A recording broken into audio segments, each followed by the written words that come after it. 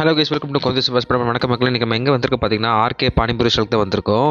இது பார்த்தீங்கன்னா நம்ம டாட்டா பேட்டில் இருக்குது. வேறு லெவலில் பானிபூரி கடை நல்லா டேஸ்ட்டாக இருக்குன்னு சொல்லிட்டு இருந்தாங்க. சரி, நான் போயிட்டு இங்கே ஒரு பேல் ஒன்று வாங்கினேன். பேல் வேணாம், சரி நம்ம வந்து மிக்சிங் பேல் வாங்கணும்னு சொல்லிட்டு காலோட மிக்ஸி வாங்கினேன். ஆம்பியன்ஸ் பார்த்தீங்கன்னா வேறு லெவலில் இருந்தது. ஒரு ரெஸ்டாரண்ட் மாதிரி ஒரு ஃபீல் கொடுத்துச்சு எனக்கு.